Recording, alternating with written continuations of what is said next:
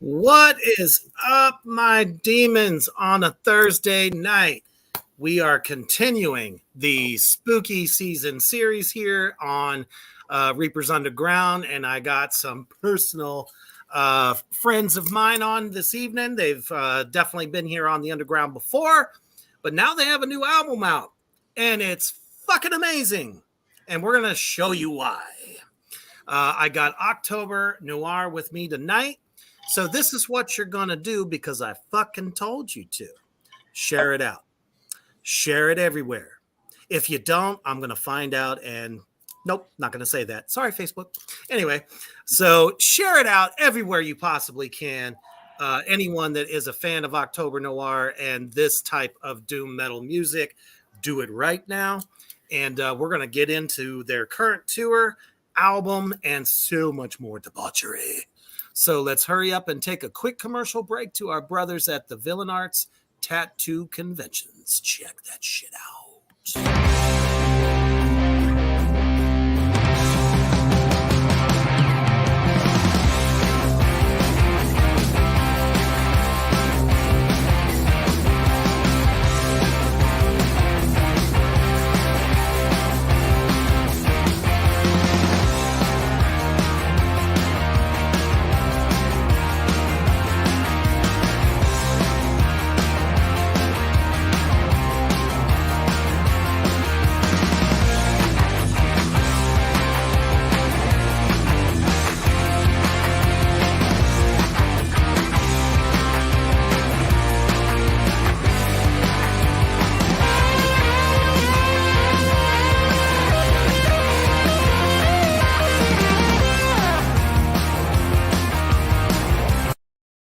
That's right. Villain Arts Tattoo Conventions, the biggest in the United States and the world.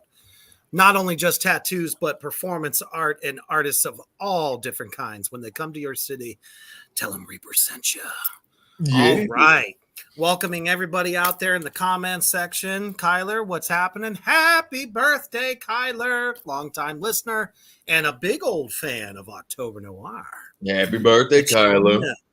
I remember. Cat Noir says, King Diamond, thank you. Did I take a little bit from him? Yes, he's one of my heroes since I was in short pants. But would that make you King Dipshit? Pretty much. I mean, look at me. Look at me. Right. Gentlemen, welcome back to the Underground. Your new album is out, and it was everything that I thought it would be. And it is Letters to Existence, and unfortunately that got cut off. But I want to make sure that everyone knows where to find you at octobernoir.org. So, man, you gave us this amazing fucking teaser of Forever Haunt. Mm-hmm. And it was, to me, a clear indication, especially, from your last album previous to that, that this was really going to be a special record. So I really kind of feel like the songwriting, everything that went into this record was just super heartfelt. So my first question about the record, before we start getting into some of the tunes, was there a theme kind of running throughout this record? Was there almost like a concept in mind? Because it seems like every song connects to the next. I think the major thing was just fucking kill me now. Well, shit, at this point in our lives, what the fuck? No, I mean it all dealt with love and loss and just life as the seasons change. Life changes in the same way. That's kind of what towards the end of it kind of brought about the whole theme of the seasons, which is where the three instrumental tracks came from.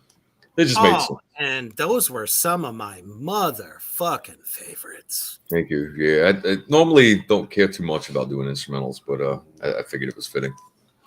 With an album like this, I mean, you started off with a bang with Spring, the first track there.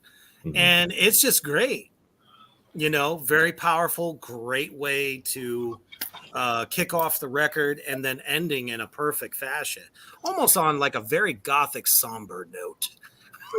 Yeah. So originally, those three instrumentals were actually one song, and I was trying to piece it to where I could go down the line. It would just be this song of constant change and progression and flips around and fucking do this and do that.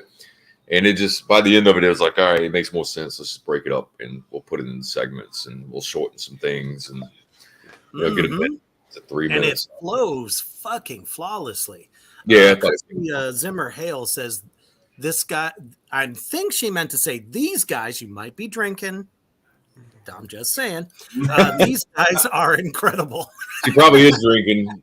We were with Chrissy. We were on our little New York stop. So she's actually supposed to be here right now, and she didn't come with Kelly.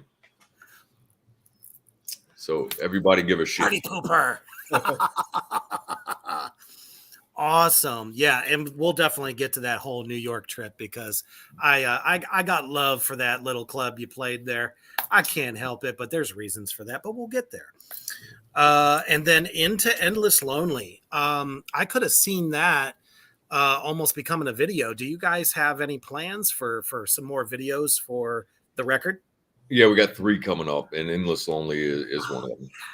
Yeah. Awesome. Yeah, we should have already had a video for Endless Lonely. But... yeah, we've been so fucking busy with everything else. Like Raquel, our publicist, she keeps us very fucking busy. So absolutely, I have no doubt, and it's awesome that you have a publicist now to really kind of help direct things and probably help you with the social media a little bit and all that kind of stuff. So, and I've always been reposting your guys' stuff since the first time we met. So yeah, we appreciate that too. Sure, man. It's my absolute fucking pleasure. And the comment section is amazeballs tonight. Thank you. Appreciate that. Longtime viewers as well as new viewers. Obviously, big fans of you guys. And then a halo hung from horns. Mm-hmm. That's another one of my big favorite tracks because it's a little heavier. Yeah. I mean, and let me just say, hands down, probably this is the best vocal performance I've heard you do. Like the entire record. I think it's just amazing. I think he sounds like shit, but that's awesome. I'm just like whispering. You're right. Let's go ahead and stone him. I think the first vocals on that, when it first goes in for those first couple of verses, it's like the most novel sounds that Tom's ever put into that. But I'd honestly have to say the best vocal performance probably came from "She's Gone." Oh, I have to. Tom hits I nearly shit myself when I heard him sing that low A1. Yes, the A1. Yeah. The true brown note. I guess is a feat. I mean, that was brown note. Brown, the shit note. Exactly. It totally fucking was like, God damn, how did he do that? Vocal coaches are always talking about when you try to go lower than what your voice can naturally do, you can kind of fuck it up a little bit. You start bottoming out, or you do hit like pitch problems. Yeah, I think Tom was he was telling me that the secret to that one was he recorded that line right after waking up while the voice was still cold. Mm-hmm. I always have a much deeper voice in the morning, and I don't even fucking smoke. I mean, I used to like 10, 15 years ago, but it's like naturally I think have those yummy. Uh, That was my Mongolian throat metal. lung butter, as it were. I was wondering what you Oh, I were doing love to it. Doug down there, but now I know. Right. Cat That says, was my Tom was a Mongolian throat. Mongolian throat singer in a past life. Yeah, you can't keep his mouth away from anything dick shaped. Yeah, I Look was at a this big mic. cocksucker in my past life. Now, Kyler, you know what? As a matter of fact, I agree with this comment. Deja Vu is a badass track. Yeah, that was the Droney Drive song. That's the Tyler's song. favorite. That's the song that I said was going to be the best, and so far from Spotify, it is the biggest one on Spotify. Is it? Yeah, it's No. Endless Lonely, Forever Haunt, and Deja Vu is Halo. Yeah, is it was right on below there. those. Shit, your current popular is really interesting. Which I one? don't know if we're looking at the same thing, but Wicked Game is number one. But Oh yeah, that's true. you know That was good. it That is was what now it is. longer. Yeah. Yeah. Than anything. Reverence at number 2, Endless Lonely at 3, Windows, and then Forever Haunt. So maybe there's a couple songs kind of probably competing there. You know what I mean? But at the end of the day, folks, you have over 4,000 listeners. I guess. Yeah. At a band at your level, that is incredible. Well, and I can it's only see it getting bigger. Well, it's tough on Spotify because people love us and they don't ever click follow. They don't ever follow the band. They just listen. So well, yeah. I don't get that. I don't get that at all. Well, I mean, we also never promote Spotify at all. I mean, there's nothing wrong with that because Spotify doesn't do shit. Yeah, I mean, it's anybody. It basically it is the modern day Napster. It is modern day piracy. It's stealing from us, and we don't get anything from it. But everybody wants to look at the numbers, and we're like, why would we promote that? Well, we just promote our YouTube and our website. Yeah, I'd have to say priority is probably YouTube. Absolutely. And YouTube as well, but. I mean, I've heard that Amazon Music is not too bad, or iTunes, but you know, who really gives a fuck in the grand scheme of things? Well, I mean, the thing about our band is we're selling CDs, so people are actually listening to those CDs, and we're not getting anything off of their streams, their listens, but that's okay. Fuck it. Most definitely. I mean, I think it just helps you to get your music out overseas. Are you seeing a lot of people buying your stuff from, out of the country? Yeah. We get a lot of Germany orders. I totally believe that. Orders. Yeah. Germany is a hotbed for metal. And, they never used to be kind of like a doom kind of listening crowd. But they've had some success with some bands over there in the doom genre, and of course, I mean, they've heard. I'm not even going to mention them because I don't think it's fucking fair. They're used to this type of doom, gothic doom. Yeah. With maybe a little bit of funeral kind of moments in there because of the slow breakdowns or the slow beginnings. So that's awesome. And I could just honestly see you guys blowing up all over fucking Europe at this point. Because, I mean, you guys are basically reinventing this subgenre, in my opinion. Because the stuff that you guys are making is so fucking original. We were just talking about this. Every fucking song, I mean, sure, it's got that everything that gothic doom you would expect, but it's done in a much cooler way, and the melodies are fucking amazeballs. God damn, I can't even keep up with all these motherfuckers. I love you guys tonight. Son of a bitch. The same thing happened with Raven Black last week. They didn't like us because I wasn't a female. But I said, well, it's 2023. It's ma'am. Yeah, we were supposed to do a show with Raven Black. Yeah. Oh, is that right? Yeah, and we didn't get it because we weren't fronted by a female. And I was like, "What are you talking about? Look at this guy right here." Also, is this guy? I mean, I think get it would have been great. from, you know, with you know, their dynamic and that stuff. So don't take it personally. No, yeah, we don't know. I mean, I get it. That's what they want. It's their show, you know. I actually For still sure. went to that show, and I ended up having to work the door because they had a no call, no show. So, for the staff at the venue. Did you buy a bunch of their shit too? I did. Yeah. He was fanboying out. That's what was Yeah, happening. It was a good like a funny thing about Raven Black, like their music video for 13. Like I had a previous band that I went through the same artist for one of our lyric videos.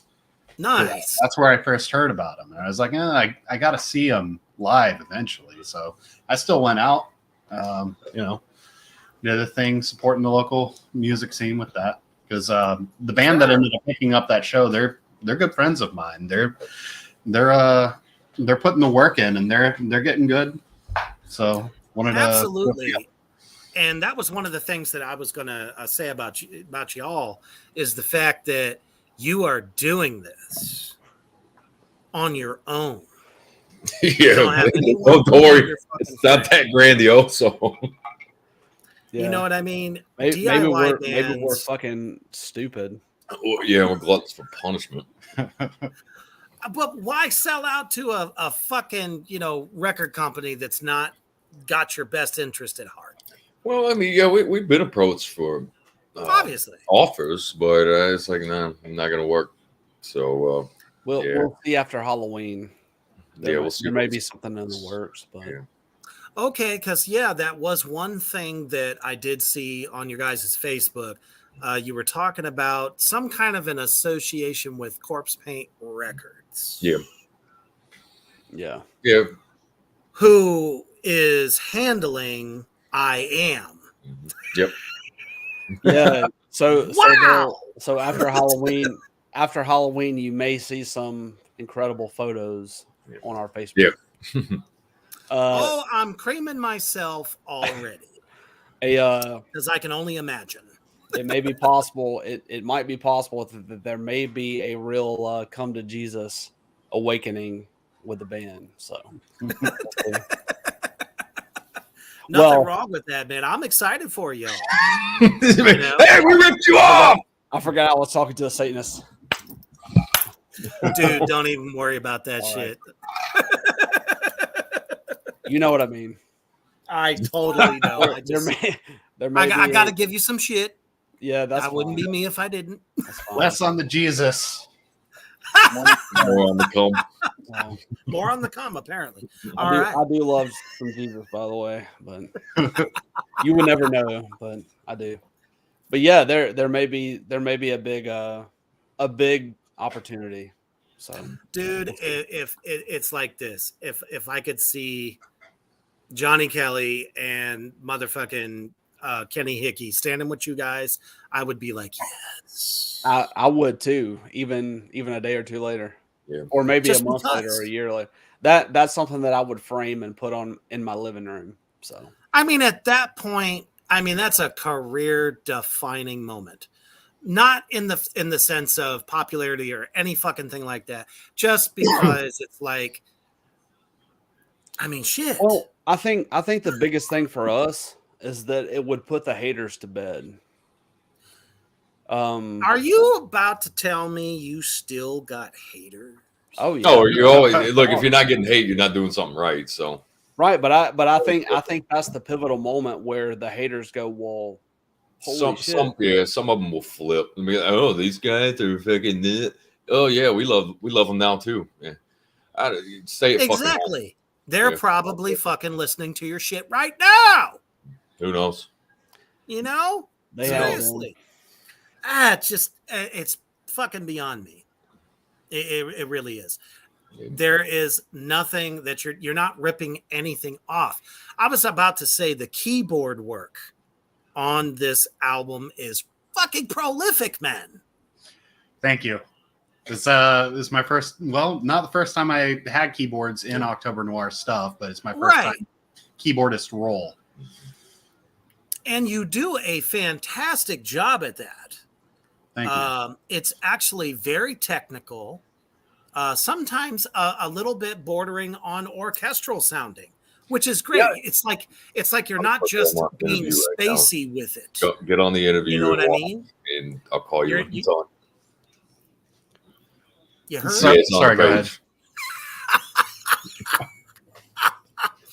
Why does that remind me of Chris Tucker on the set of Rush Hour? Rush Hour. He takes a motherfucking he's like, I'm filming. the fucking phone from him. He's like, we're filming right now. I'm sitting here dying, going, you just lost out on money. Oops. I love it. Yes, and apparently everybody out in the comment section also feels this way. Hey, it was Sean from Sister Kill Cycle. Yeah, that guy. That's who just called me. And as a matter of fact, I just have invited them onto the show for the first time. You're gonna regret it. Coming soon. The day after my little meeting with somebody I will mention a little later. Because right now it's all about I hope he's not drinking Jim Beam. Noir. Some motherfuckers drinking wine. Absolutely. Speaking just of, awesome. Yeah, I mean, shit. Let's make tonight a fucking party night, people. It's Thursday. Thanks, Satan. It's almost Friday. You're almost there. Fucking have a few and enjoy yourself. I'm gonna wait for him to come back to get mine, but I got a special bottle for myself. The wine. Oh, he's got the Oh, you're missing one. Did you take stock of the company? Did you? Pretty. They're near it. That looks like some serious motherfucking wine right there. It's cheap. It is good. The connoisseur. I got a special bottle for all the friends that are visiting. Snoop Dogg champagne. Kat says, "Hey, that's mine." It is, yeah. I didn't get it. And Sean says, "Stop trying to top me." I'm just trying to be on top of you. I was going to say, which way are we going with this? Oh, the back door. Don't ask, no tell here on the underground. I hate you all. I hate you all. Oh, I love you, Heel. You're badass as always. Doing my THC gummies here. Oh, that's man. fine. Enjoy. Not me, man. I'd be paranoid as a He's motherfucker. just gonna fall asleep in a minute. Right. So you guys collaborated for pretty much the first time on Forever Haunt. How did that come about?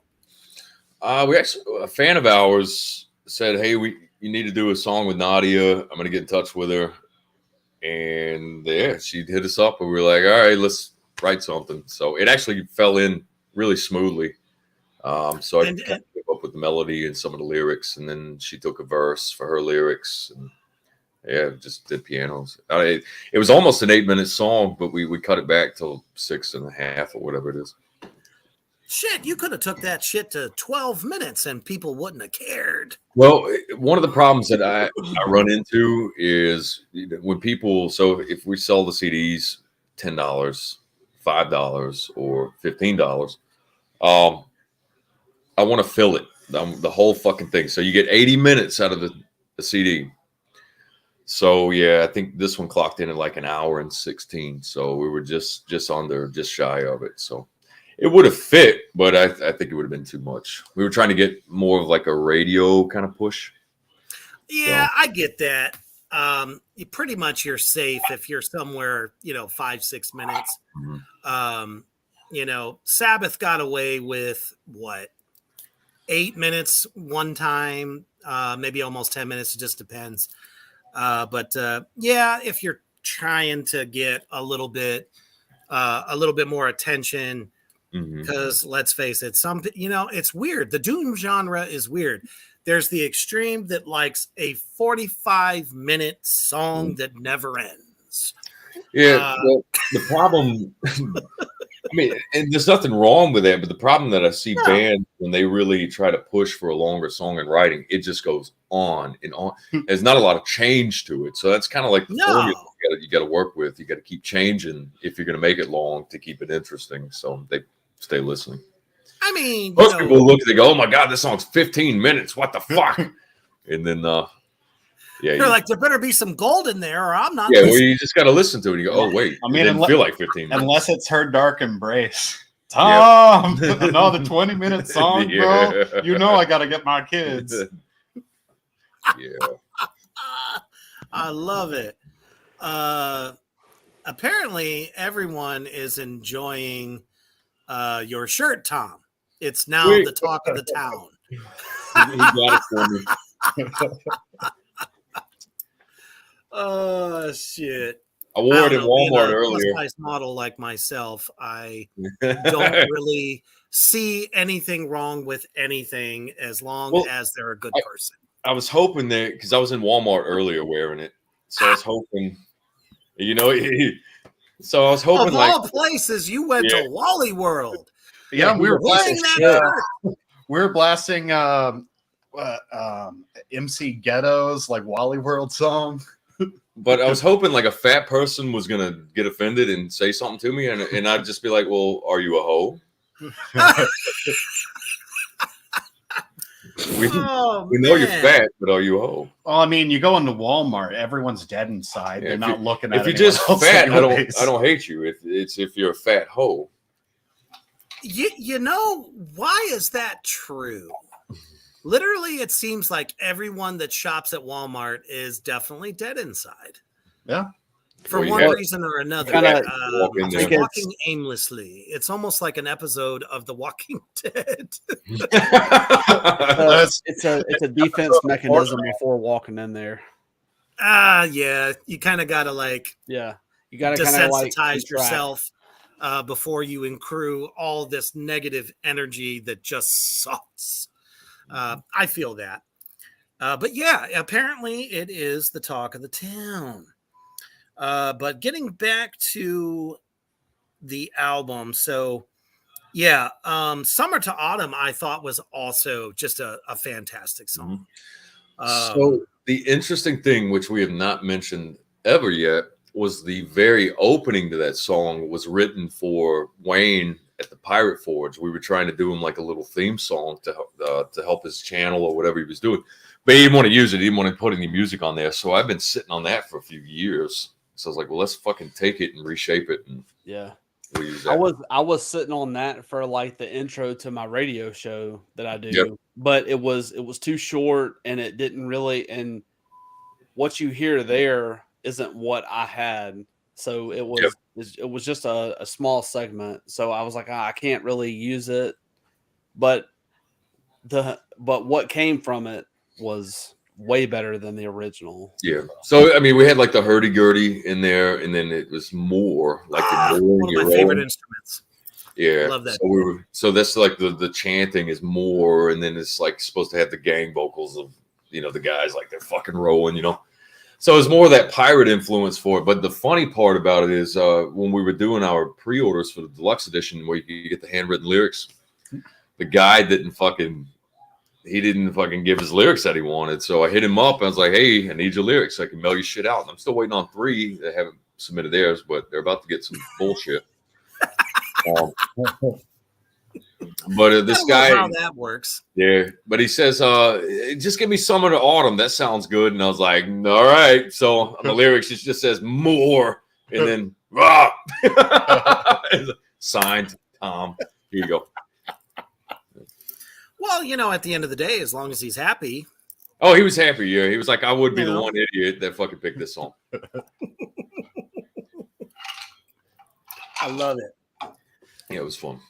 And I really do like the decadent feel of the Parchment. It's like kind of like all the way through. And as a matter of fact, I pulled, let me see here. This had popped up and I just thought, you know what I mean? there's the lyrics written in like this classic script. And I'm sitting here thinking, you know, most of this record could be, I don't know, the soundtrack to a really well done vampire film. Am I too off base on that? No, I don't think so. You know, when people ask usually what kind of music that we do, you know, I usually tell them it's gothic romance. So there was an Oh, it's definitely that. It's pretty much Sex on Wheels. Yeah, there was a album review I saw where somebody was like, "Oh, typo," but they don't said it. Bop him on the head. I don't care. But he was like, "Well, don't look for the thrash metal here because it's not really thrashy, but thrash just really isn't my style. Like I want it to be more vampiric, I guess." So it very much is, and I think that was something we never really touched upon in our first interview. Mm-hmm. Do you see a lot of what they call vampire culture really following what you do? Yeah, we get a pretty good bit of it. So it's interesting to know that it's still around. Mm-hmm.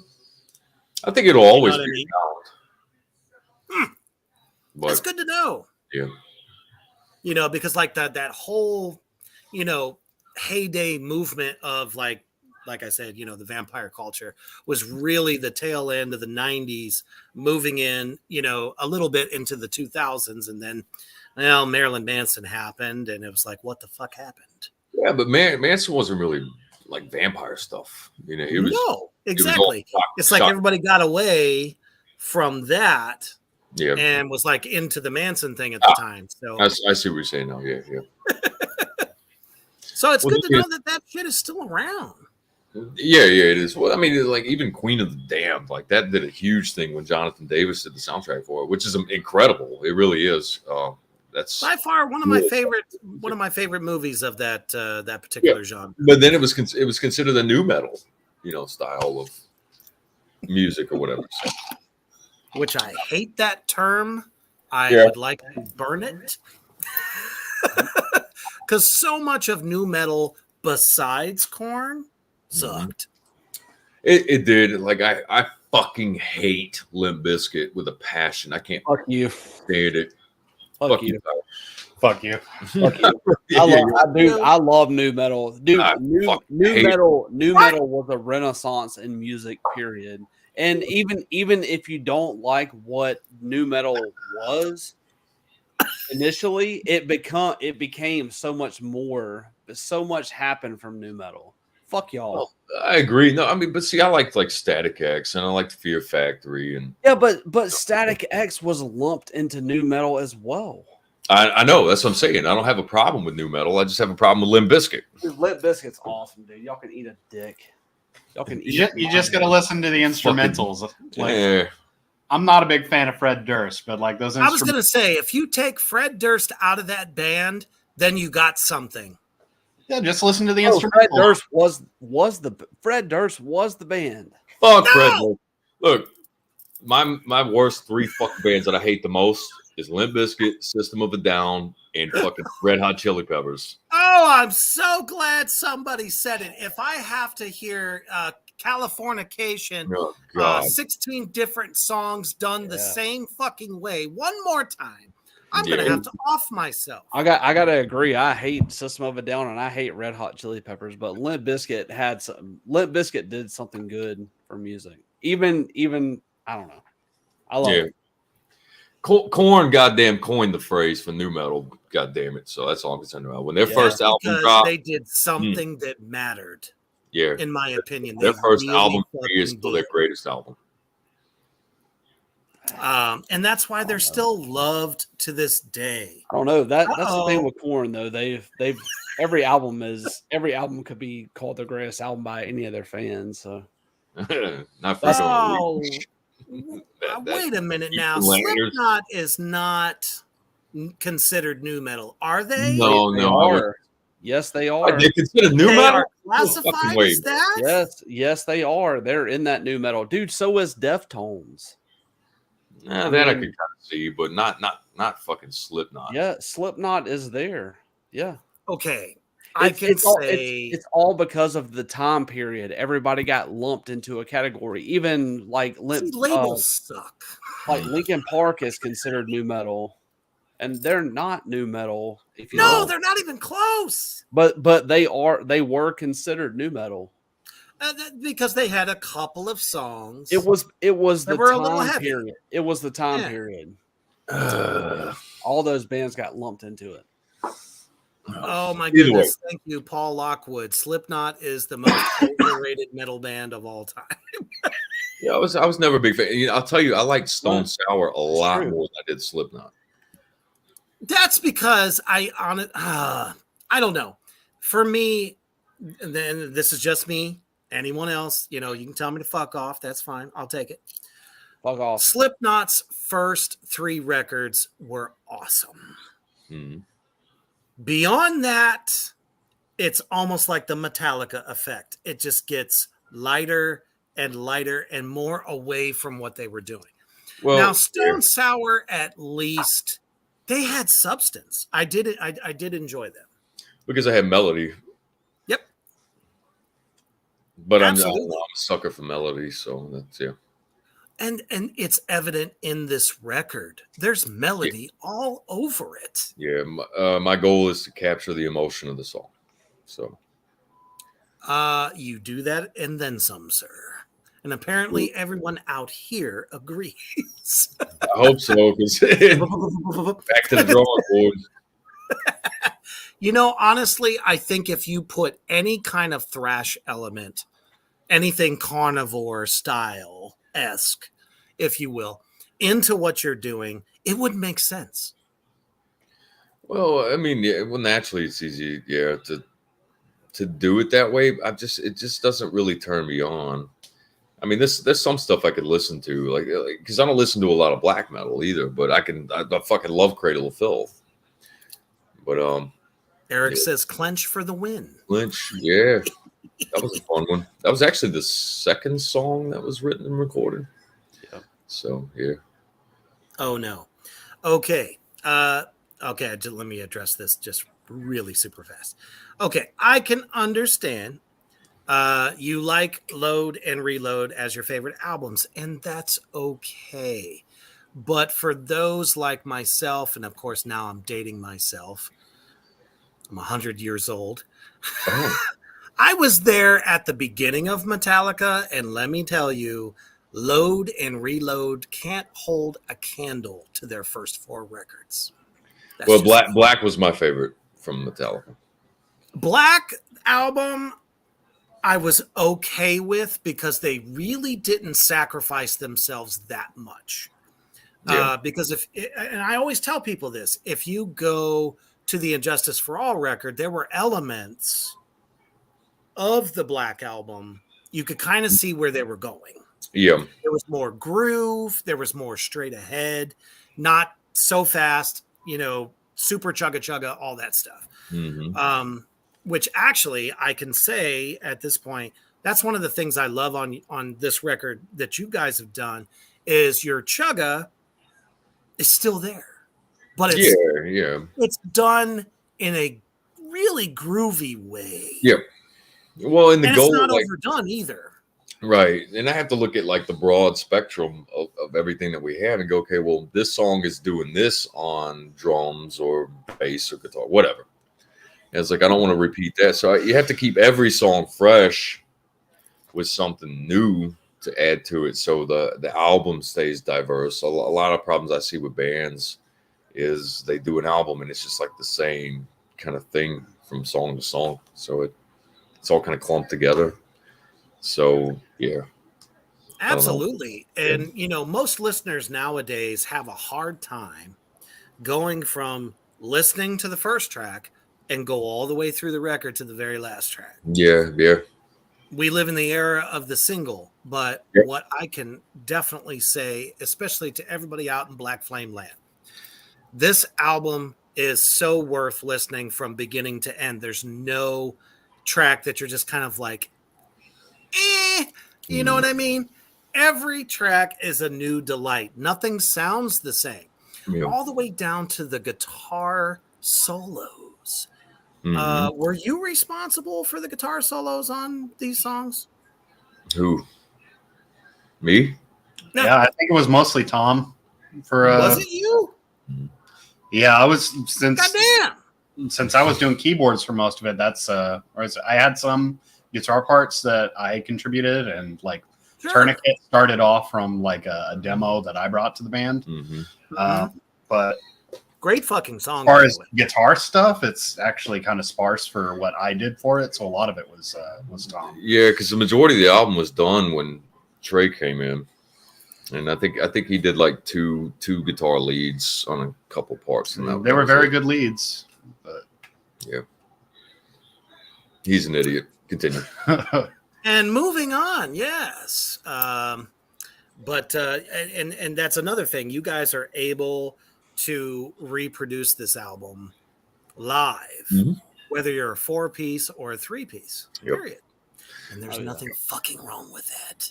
Well, I mean, I prefer to have all positions filled with the band. I think it looks better and it's more natural. But you know, if we have to doing shows, then yeah, the keyboards have to go to a computer. So, what do you do? Well, you know, and that is something that probably will change in time because, you know, you guys want to fill that 4th position. And if you got the fucking cojones out there and you have a passion for this kind of music, Gothic Doom, with like a little bit of funeral in there, check these guys the fuck out. I am not bullshitting you. Yeah, we'll get the position filled. Doug does want to go back to keyboards, so I think that's going to be his home and his habitat. We just, you seem comfortable there. You know what I mean? Like you're really able to flourish, and it's evident. Well, I mean, keyboard work. Yeah, you got a pencho for it. Well, it kind of goes back to like the whole reason I joined this band in the first place was I was wanting to go into a style of music that I wasn't super comfortable writing in. Like I hadn't done anything like this before. And, you know, when I joined on guitar, I was wanting to do that. And, you know, I came from a background of like instrumental, like melodic shred, fusion jazz, like really challenging guitar work. And I've felt like a lot of the stuff that I was wanting to write on that instrument, I tended to not necessarily overplay with contributions that were going with it, but like I was wanting to challenge myself more with that. And I wasn't really getting that with guitar in the way that I approached the instrument. But going to keyboards was an entirely different story. Like I learned keyboards to fill the position in the band. And that's it's like I applaud you. You know, learn it just it ain't easy. Becoming a musician all over again. And that was very nice. I would like to go back to that. Absolutely. It's very rare to have those kinds of experiences as a musician if you stick to just one instrument. And of course, you know, me being a drummer, I have to say your drums, Tyler, sound so tasty on this record. Tell me about your snare drum. Yeah, so the snare on this record was changed up quite a few times due to the songs, but there's nothing wrong with that. But the drums on this record, they were meticulously made. Me and Tom fought over a lot of shit on this album. We did.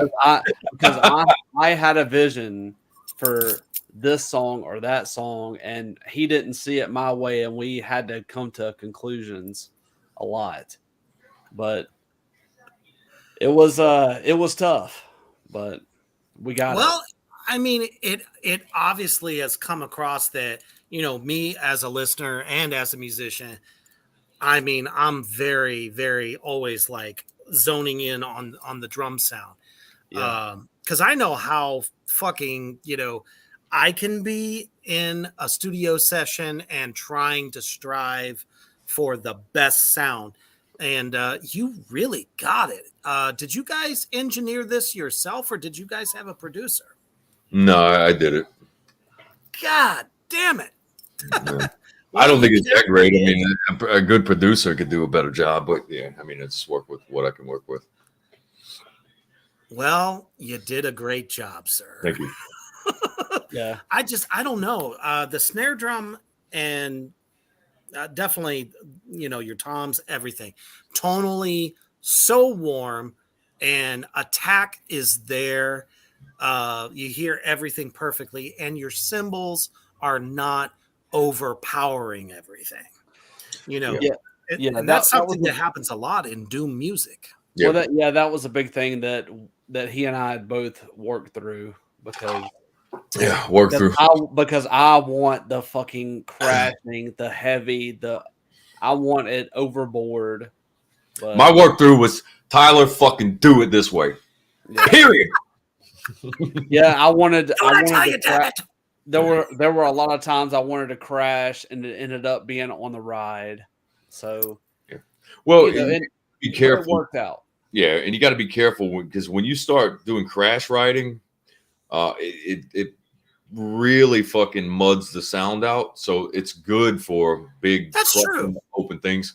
You really never want to do that when there's vocals taking place because it will suck the vocals out. Yeah, that's what I learned. That's what I learned from my good friend Gas Lipstick. Mm-hmm.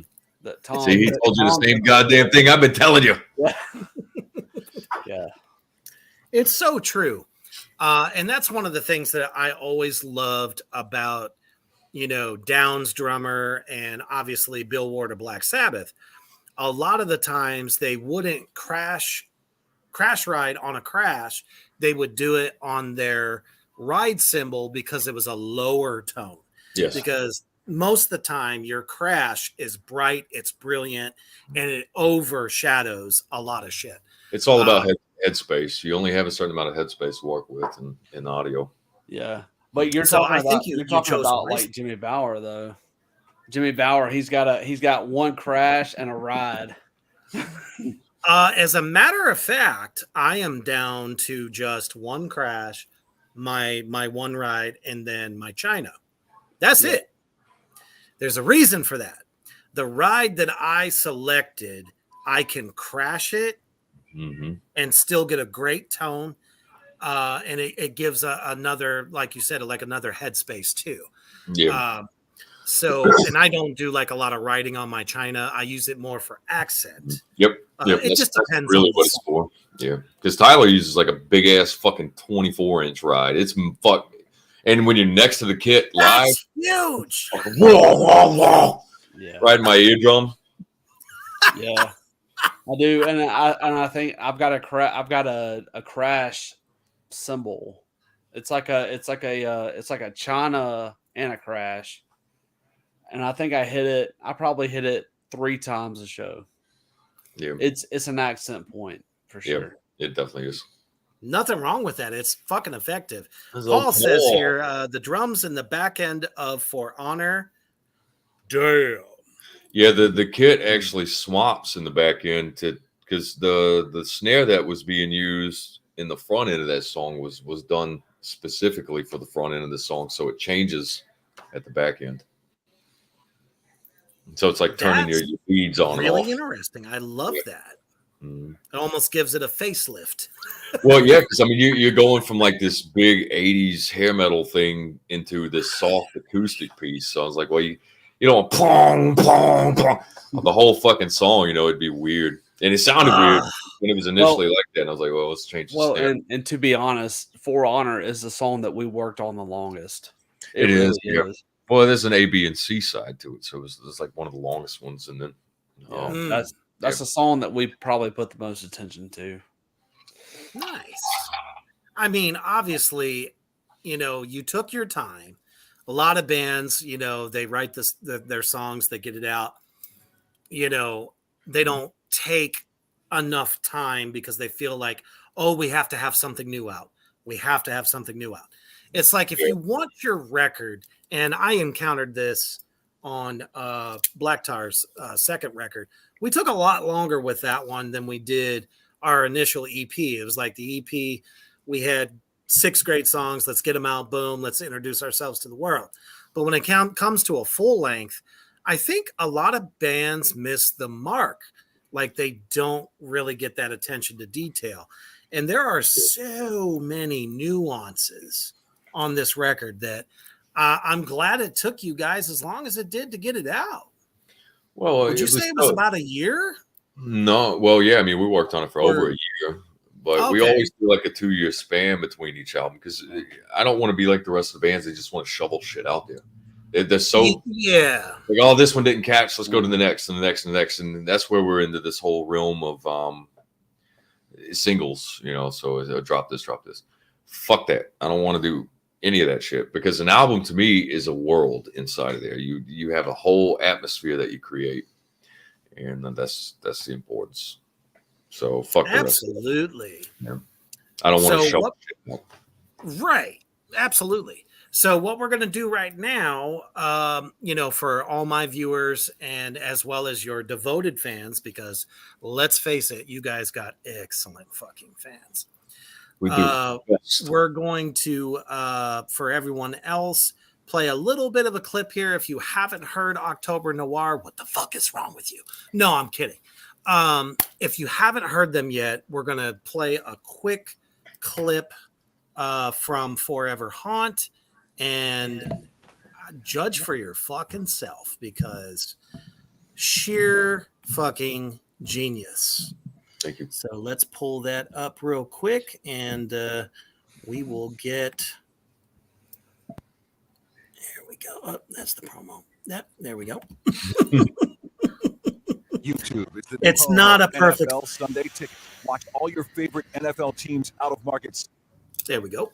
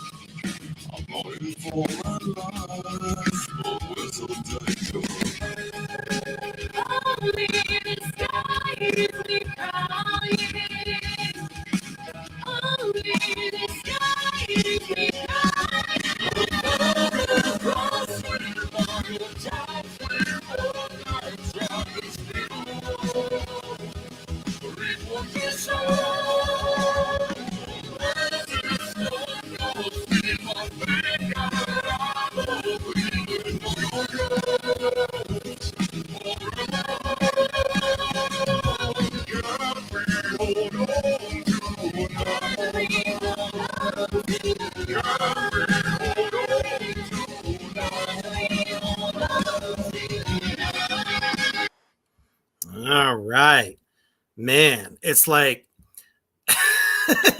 every time I hear that song, I just get mesmerized. Just so fucking well done. Hopefully YouTube doesn't smack me in the face for playing that and copyright my ass. Anyway, so yeah, there it is, folks. You got to hear it. You be the judge. Obviously, you know, all y'all's fans out there love this tune. I fucking love it. I knew it was a hit. The first little fucking teaser that I got of it. And goddamn, playing outside was so perfect. Where did you guys shoot that at? In my back fucking yard, and it's really funny. Doug and Tyler, they came over and they were like, we're doing this here. What the fuck? Like I was like, man, just wait, you'll see. So yeah, but yeah, it's right in my backyard.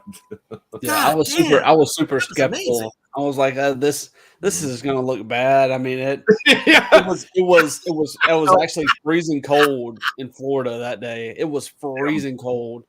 And I had the ground was sun. covered in mud. The sun was beaming on me, and my eyes. I wear sunglasses all the time, and the sun was beaming on me. I'm like, and I had it bouncing right off the cymbal. I had umbrellas wrapped around me because I couldn't do it. I just kept putting my glasses on, but they had umbrellas over the top of me, and it worked out somehow. If you could see the raw footage of that, it would look like shit. You'd be like, "What the fuck?" Yeah, it was rough, but it worked out great. Shit, whoever did the editing, the overall finished product, brought that shit to life. Yeah, it's me again. So I have to edit all the music videos too.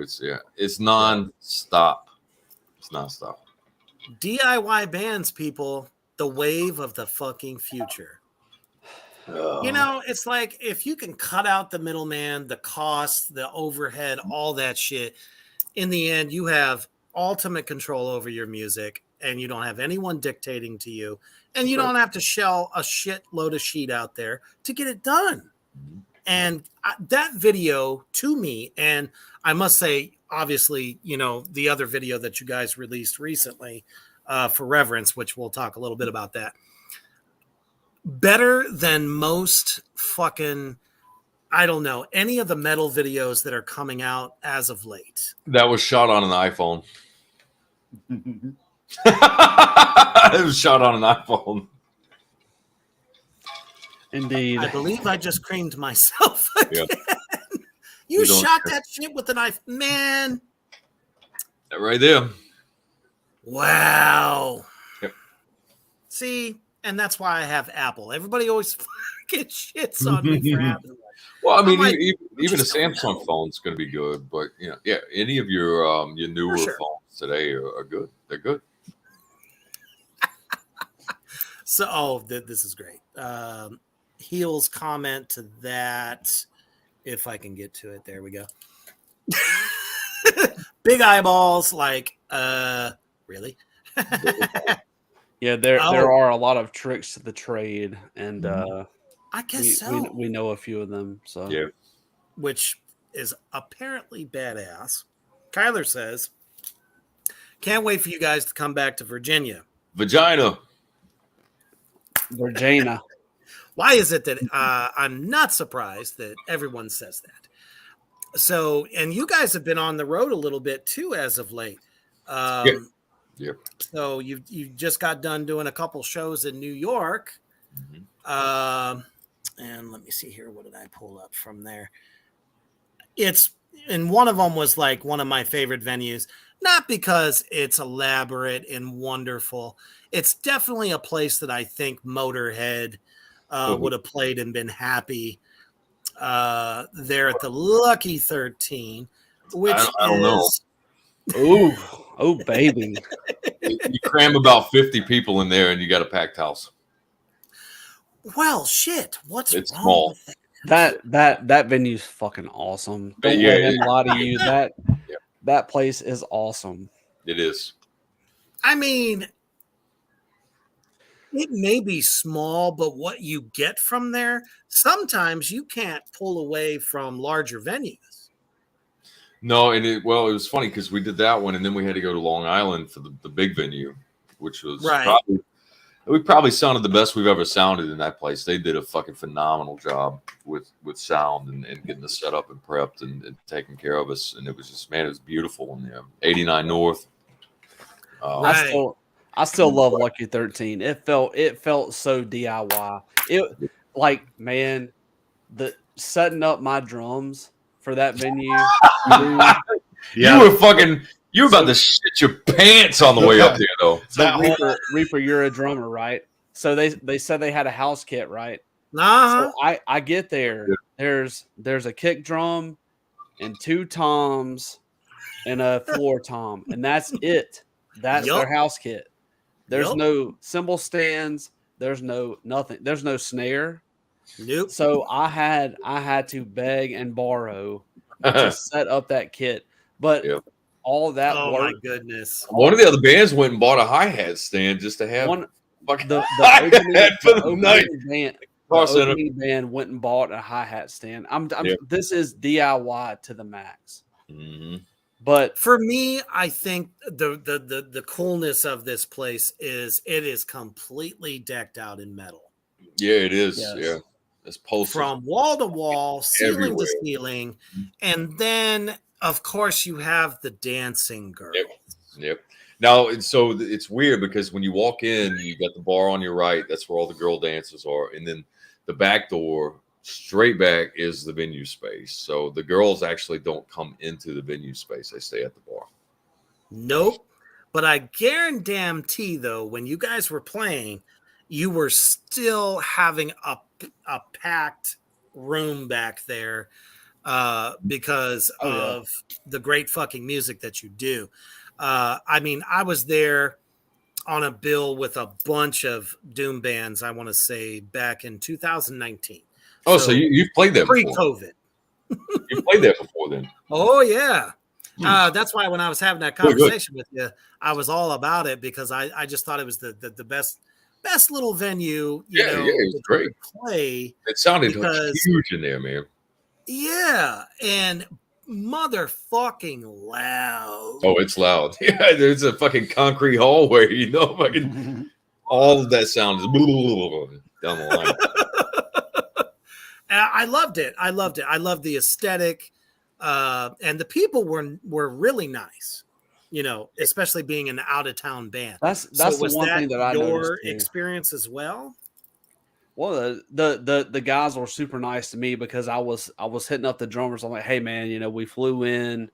I was not expecting this drum set right here. Like, can you help me out? And they're like, absolutely. I actually went to one of them. No questions asked. Yeah, we had to use their snare, so I gave them like $20, you know, for letting us borrow a snare. So that was nice. Yeah, the whole trip was by the skin of our teeth. Like, we had a very, very pared down like flight rig that we had set up for it, just so that we could avoid all of the extra costs of shipping a bunch of stuff out there. And it really saved our asses, helping us out with what we did. We showed up with as little as possible to make it work, and they covered the gaps. Yeah. Thank goodness, because for those of you out there in Black Flame Land, it is really fucking expensive to ship your equipment to another state, city, from where you're at, especially amplifiers, you know, guitar cases, especially drums. Holy fuck. You might as well buy a trap case at that point. That's right. Rent one. You're better off renting one. Yeah, it's also really expensive to fly yourself. Yeah. I believe that. So, you know, since you were kind of in the heart of Greenland, if you will, how did the crowd receive you guys? Oh, it's great. They loved it, man. Actually, the 89 North, we were getting a lot of comments where they were saying like people were out in the crowd fucking crying and stuff. You mean, yeah, I mean it went off amazingly well. So yeah, it was awesome. And I'm telling you, that's because people thought that this particular subgenre was dead. Yeah. Well, and if you look at it, it was. It probably very much so. It still is if you hate us. So there's that.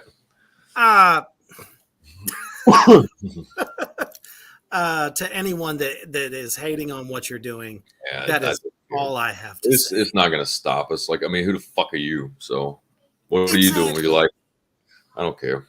Like it or don't, listen to it or don't. I mean, you're not carbon copies, and not even trying to. Just, no, and it's for what we do. It works. So we do it. Well, and it's great fucking metal. It's heavy. You got the heavy. You have the melodic, and obviously, you know, your voice. And like I said, I actually like the keys more than I did yesteryear. We'll just say that. Yeah. So, you know, it's just so much more involved. And I think that, you know, doing that collaboration with Nadia just was huge. Yeah. No, you know what I mean? I think it really added something a little bit special. Yeah, I agree with you. Nadia is an incredible fucking vocalist. So is she just a professional for hire kind of vocalist, or does she have her no, own channel? she started doing like some typo covers like with her piano. So she does like her own little spin on them, and she got kind of popular from that. Yeah, but she does all of her original stuff. And I know, speaking with her, she's tired of the same shit. Like, oh, please do more typo stuff. It's like once you give them a taste, all of Yeah, a sudden it's like that's all we want to hear. Fuck Yeah. your shit. Mhm. Yeah, I call that closed-minded. Yep. You know, Yep. we had another collaboration with Dennis Pana, Mhm. the Knights in White Satin cover. yes. Kind of feel That bad was that he gets kind of the same treatment for Yeah. that, but he has a lot of fun with what he's doing. Incredibly talented musician. Extremely. Yeah. And what a fun guy. Oh yeah, Just he's a great. laid back dude, Yeah. Sweetest dude ever. Yeah, Dennis is awesome. Oh my goodness. And I love what he does with like the Motorhead stuff. And I mean, even the Metallica stuff is fun. Everything that he tries to do is just, it's such a different way of looking at it. Yeah. Mhm. Yeah, Dennis's his solo stuff is top tier. But nobody seems they don't seem to care. pay it as much Yeah. attention. They don't care. His solo stuff is actually incredible. I love it. I play it on the radio, on my radio station all the time. He's talented. It doesn't get the credit that it deserves because he's buried in what he does. So Yeah. Oh my goodness. This is awesome. Great comment. Paul says, as a diehard Ton fan, okay, I can truly say that some typo fans are just dicks. Yeah, I mean they're in there I eating can each honestly other. say that too.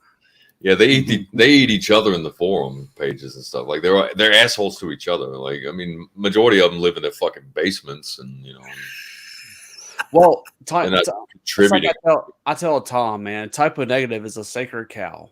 Okay, it is like you can't impede upon what they did, and we're not trying to do that. We're just trying to take that sound and progress it forward. And people say we're ripping them off, dude. If Tom didn't have a deep voice, we wouldn't even be known. Yeah, I mean, it's. We could do the same shit and they would say that we're ripping off 69 Eyes or Yeah. or yeah, Sisters of these guys sound like Sisters of Mercy. It would be the same shit. It's because it's good, and it's because there's nothing out there like it right now. Nobody is hitting that vein. Nope. And we're hitting just the right vein to pit.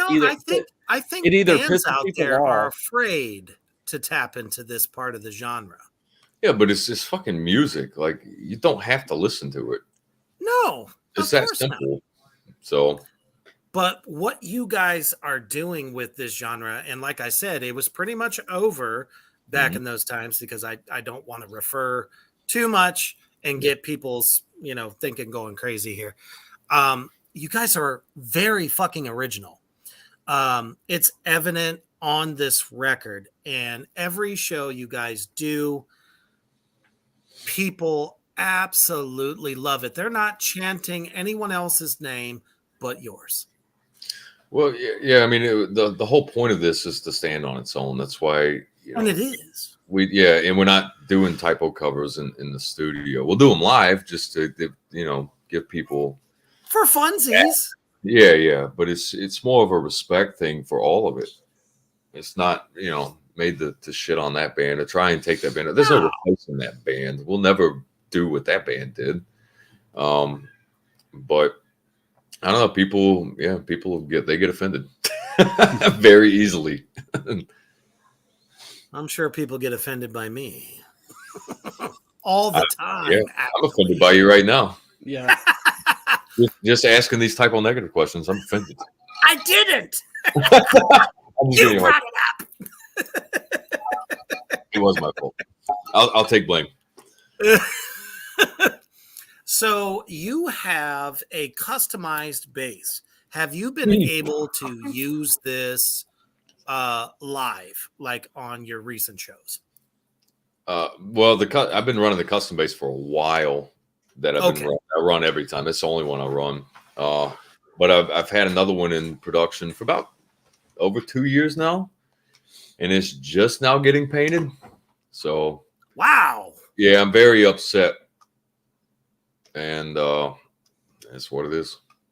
Holy crap balls! You would think I'm a wannabe, Pete. Yeah, the guy making Tom's bass, I'm done with it. I can't stand this shit anymore. Originally he was supposed to have it in February of this year, and turnaround time shouldn't be this long. I don't know. I didn't realize that this was an ouchie spot. I'm the one that's always being like, "Hey, where's the bass? Have you talked to him?" Yeah.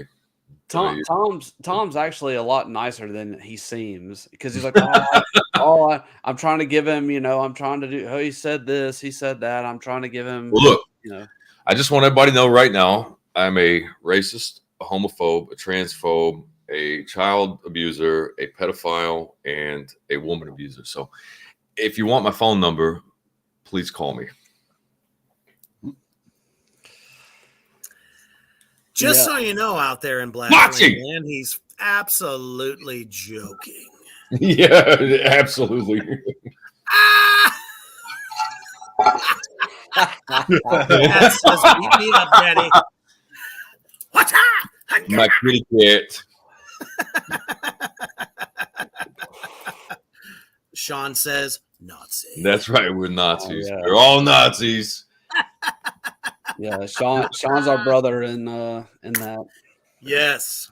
I'm just glad I could strike every fucking goddamn ridiculous fucking word that whoever coins in terms. Yeah, we the band has been through a lot in the past month. Yes.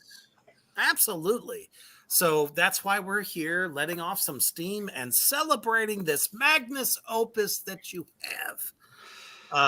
It's second to none. So let's talk a little bit about what you guys got coming up, because you have a new merch line. That's right. So Joey Hernandez is the designer of the artwork for the shirt. If anybody is not familiar with Joey, he did a lot of Typo Negative's work and Pete's work, and he does a lot of big bands. So we hit him up, I guess, about a year ago or more. I said, "Hey, would you mind doing something for us?" He said, "Yeah." I said, "All right." And that's what he came up with. So I really appreciated it, because it was showing like something that was dead, and the Vinland flag being raised and carried. So to me, it was very honorable that that's what came out of him in his mind towards us. So yeah. Big thanks to him. Sure, because I don't think anyone would have expected that. No, and it's definitely not something I would have ever approached him and say, "Hey, can you do this?" Yeah. You just gave him carte blanche, didn't you? Yeah. Say, do what you want. Do what you want. Yeah. We just want some of your art. Yep. Yeah. Well, when I first saw it, I was like, "What the fuck is this?" I'm like, "What is this?" I'm like, "This is what we're trying to get away from," but this was Joey's vision. So, and when we released it, there were a lot of people that were like, "What the fuck is this? What the fuck?" And we had to explain, like, "Look, this isn't us. This is Joey. Didn't ask for that. We didn't ask for this. We didn't recommend anything. This is Joey's vision. This is what he made. This is what he sent us, and this is what we're gonna print." Yeah. Joey was at fucking Pete's funeral, man. They were really close. So I'm like, hey. Yeah, I mean, that's fucking huge. Yeah, he was Typo's artist. It really is. And we spent, like, me, Tom, and Doug, we spent a really good weekend with Joey at Duff's and at the tree. Yeah. Well, same thing with Peter's still sister. Peter's still sister had been following us almost since we had started, and she was a big fan. And it blew my fucking mind when I found out who it was that I had seen commenting and whatnot before. She loves us, dude. oh fucking, I need to call her and see how she's doing. I think she's been in Italy. But yeah. Yeah, Anyway. she had a YouTube page, and she had like a hidden, like it was a name that you would never expect. Right. And then she had That told makes Tom sense. like who what the YouTube name was that had been commenting all these That years. blew my fucking mind. Yeah. Mm. So she had been following the whole thing. Yeah. You know, and I think that's really what makes it that much more bittersweet, to the point of what you're doing is correct. Well, Just being yourselves. right. And Well, people are the most important Kelly. people are taking notice. Yeah, well, I mean, that's kind of my thing. It's like I've got a nobody telling me to fucking go fuck myself, and then I've got people saying, "Hey, you guys are fantastic." There's not much room for argument, you know, Nope. Not at all. and that's going on. I see nothing but good things coming in the future. I hope so. Absolutely. It's very evident. And you guys have a show, I believe it's this Saturday. Yes, we had the Vampire Ball that's happening here locally in Pensacola. It's huge. It's fucking huge. We were actually there last night. Mhm. Yeah, last night we got everything set. We did rehearsals and sound checks and all that good stuff to get prepared. And yeah, it's gonna be fucking. It sounds amazing in there. So yeah, come out if you can make it. I know the tickets are a little pricey, but it's a whole fucking event, like themed. I was gonna say, I'm sure you're getting a lot for your money, and it fails in comparison to spending $500 to see someone who's washed up. Yeah, and you know the whole thing was it all came together last minute and fell on our lap last minute because they had already had like a DJ hired and wow, all this other stuff planned and it was ready to go. And then I think Doug reached out. Yeah, well, I didn't really reach out. I saw the advertising for the event going on it. I tagged the guys and I was like, hey, it'd be pretty cool to play at one of these events one year. And the coordinators of the event immediately hit us up. Yeah. Isn't that something? Yeah, it's awesome. They loved it. So they were like, hey, we want you guys here. What does it take?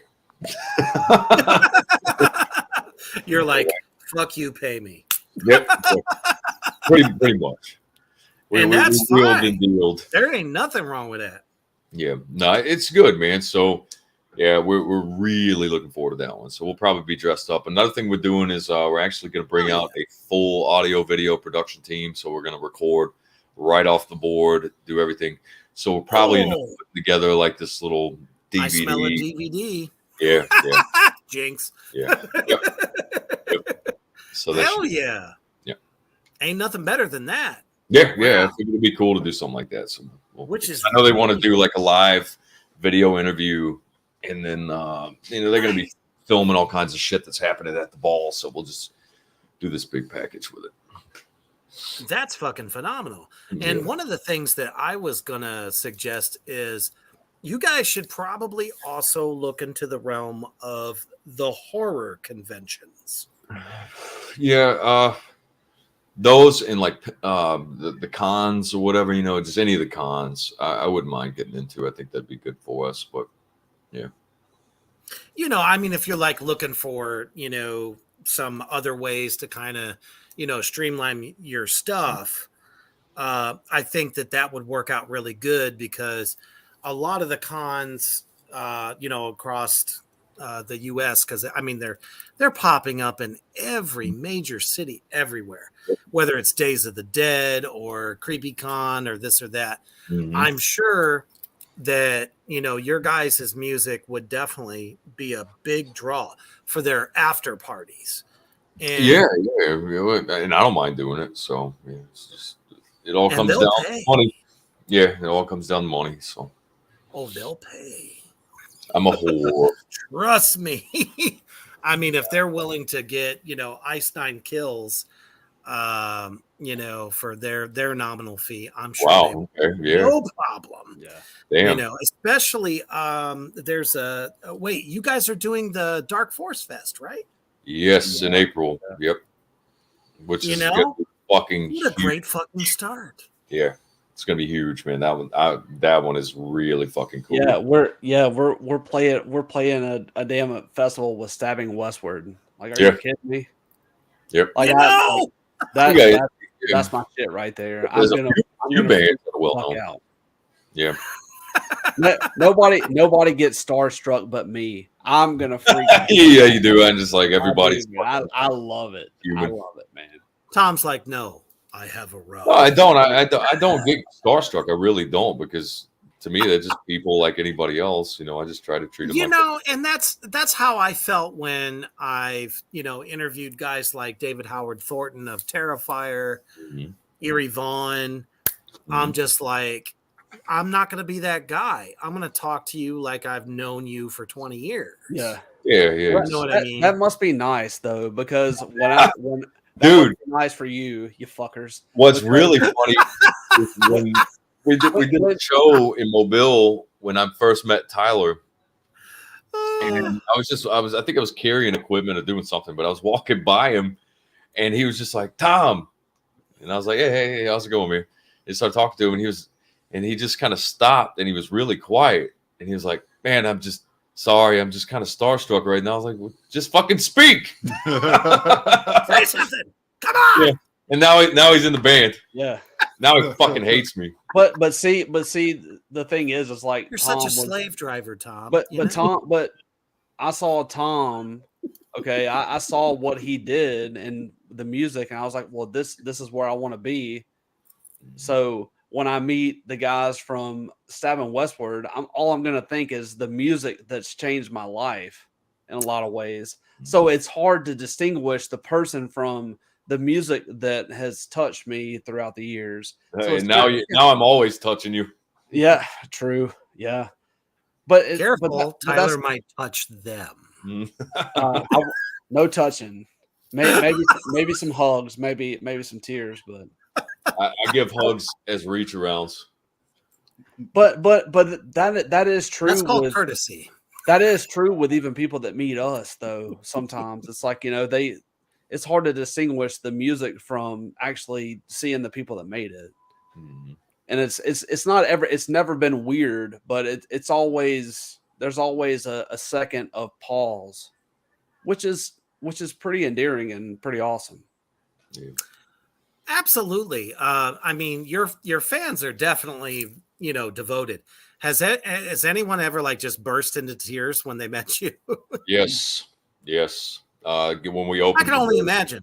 Yeah, the Gary Newman show, we opened up for at the Vinyl. I had a lady when we got on stage. I was at the bar grabbing a drink, and she came up and she just broke down, just right off the bat. I was like, "Oh fuck!" But I just hugged her. I said, "Everything's gonna be all right," and then I gave her a reach around. But see that's how you know that you're doing something right. Okay, that's how you know exactly. That's how you know that's where you want to be, when a person that you have no idea who they are comes up to you and bursts into tears from the music that you've made. Yeah, I mean that's all you got to say. Yep. Because you don't know what that music did for that person. Right. Yeah. And they, in that moment, they can't explain it to you. Mm-hmm. So it's pretty special. It is very special. So, and it's always appreciated. Yeah. We try to make time for everybody. We really do. We don't always get to it. I can definitely relate to that, because, one of the things when I was in Black Tar Superstar, that we always kind of said, we were like just four assholes playing music in a basement. And somebody actually went and got the band name tattooed on their arm. And I just had to stop. I was like, yeah, see, Tyler, look, I got mine. Doug's got his with a dick in it, and you're next. Is there a dick? There is a dick. It's not going to show up on the camera, but Tom had the tattoo artist draw a dick in there before filling it in, and you can still see it. Yeah, you get it in the right sunlight. I'm gonna get my tattoo on my gooch so I can never show it. At least it's well hidden. Go. How much more dynamic can that be? That actually sounds like the perfect place to get it, right in the Jungle Bridge. The Jungle Bridge. That was actually one of Kyler's questions earlier. Was does everyone have the band symbol tattoo? Yeah, it's just Doug and I. Now we know. I don't have any tattoos. I'm like Zach Wild. What is stopping you? I don't know. I'm like Zach Wild. I've got his hair. I've got his beard. I might as well just keep with no tattoos. You're about to not have his gooch. So I don't know, man. It's like I love tattoos on other people, but just not me. I don't know. It's weird. It's like a commitment. It's strange. I've always been more of like a band shirt and a sticker collector as opposed to tattooist. Because I'm addictive. So if I get one tattoo, I'm gonna wind up looking like fucking Post Malone. or I'm gonna wind up looking like Bam Margera. Really? You're gonna tattoo your face? I'm gonna wind up looking like Bam Margera. it's one fucking tattoo, and it takes like 20 minutes.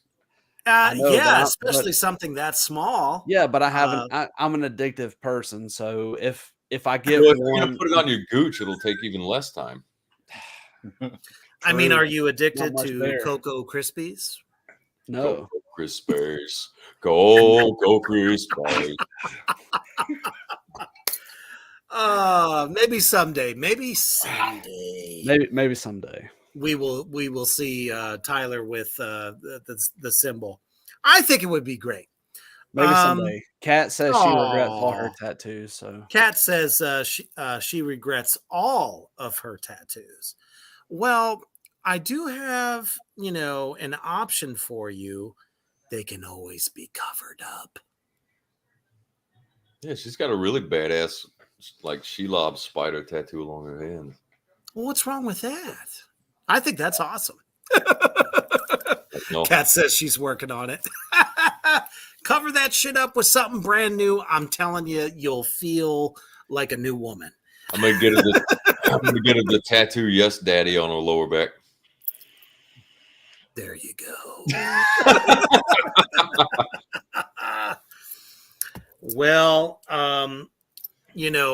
let's go ahead and tell everyone where they can find your music. That little link scrolling at the bottom right there, OctoberNoir.org. Or you can go to all the streaming places. It's all there. yeah, go to YouTube and listen to it. Yeah. So there is no excuse why it is you are not listening to October Noir. It's everywhere. At your fucking fingertips, people out there in Black Flame Land. Go listen. Check out the whole catalog. It's all there. The videos are amazing. And I wish you guys nothing but the best for your show this Saturday. Sounds like it's going to be off the fucking chain. Yeah. And you said that the Dark Force Fest is in April, right? Yeah, the 19th to the 21st. I have no idea what our schedule is yet. I don't know what day we're playing. I don't even know how long we get. I'm going to just assume it's 30 minutes because it's a fucking festival, but we'll see. And one more time, the location? Parsippany, New Jersey. It's in the castle that's converted to a Sheraton hotel. That's fucking amazing. That's awesome. Yeah. Hopefully it still looks like a castle. It does. Yeah, you can look at pictures online right now. Yeah. All right. I'm going to try to see if I can get there. Dude, come out. Yeah. Come out, That's man. how much I want to see you guys play. You because come sit and hang with. Yeah, you can hang with us the whole weekend. We have you at a table. Dude, that would be an absolute pleasure. Because I was hoping to do that at the Congregation of the Rotten, but unfortunately, that has fell through the cracks. Yeah. We had a lot of people coming out to that. Yeah. A lot. Well, shit, I was coming out. I know. Damn. Mm-hmm. That was going to be a good time, but I could have shared the stage with you. Fuck. Well, that's what I was going to say. Your band was playing too, right? Yep. Well, not any fucking more. Ha! Yeah, if you want to see me play, it's November 3rd in Ohio. Ooh. Akron, Ohio.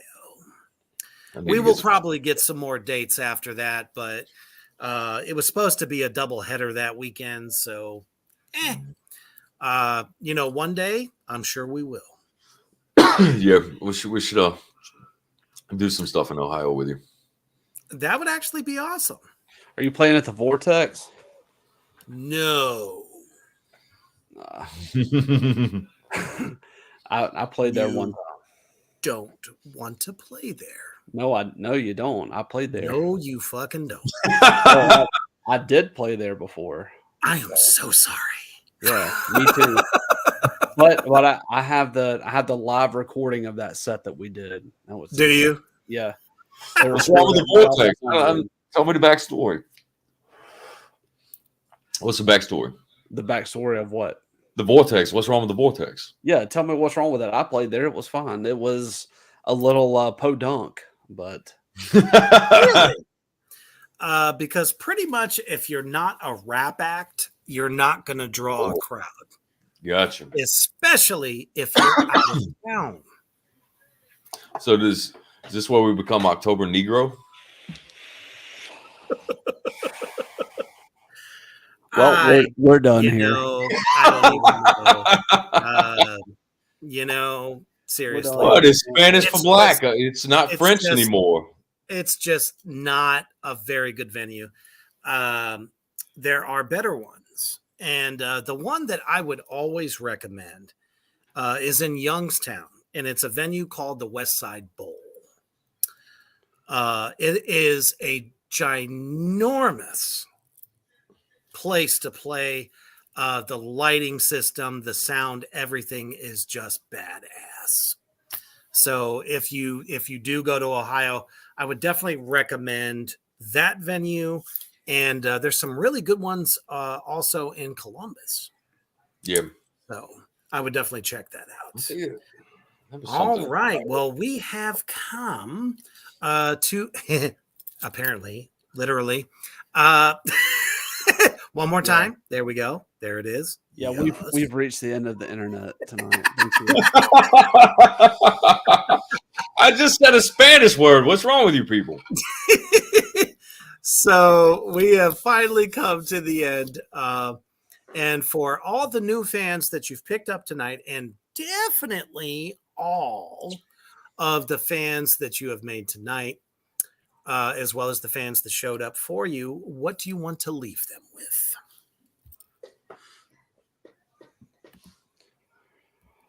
Thank you. We love you.